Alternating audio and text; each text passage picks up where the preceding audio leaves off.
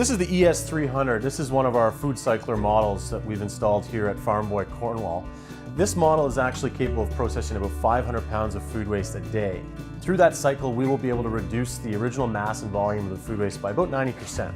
That remaining 10% residual is actually a soil amendment that you can then take and reapply back into the farm to grow more food. So we've really created a table-to-farm, farm-to-table circular economy with this technology.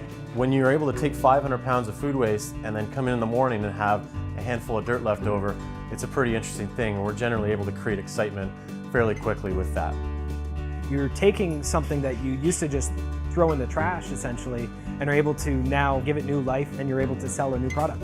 The way that we deal with our organic waste now, by sending it to landfill, it's not broken down, it's not being reused, and this is locking up nutrients that can otherwise be used as a soil amendment or fertilizer. When you have trimmings that aren't usable, such as the outside peel of pineapples, food waste that'll come in that is potentially expired or starting to rot, it's just straight into the trash and then into the compactor. Food waste accounts for 193 million tons of greenhouse gas emissions in Canada alone each year. That's the equivalent of 41 million cars running consistently for an entire year.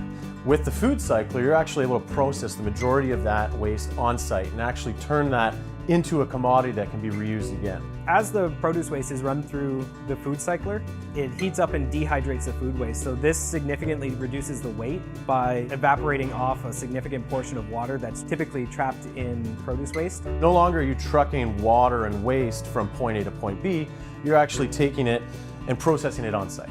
The equipment itself is very easy to use. You basically set aside everything that you want to incorporate and run through the FoodCycler, and then you just put it in the top hatch, close it up, and then you just run it. It's pretty straightforward.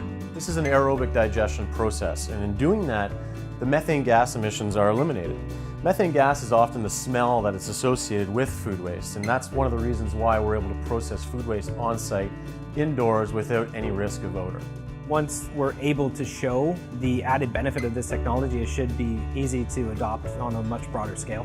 We believe that Farm Boy set an example not only for other grocery stores, but also for their customers on the different ways that you can be handling food waste at home and in back of house here at store.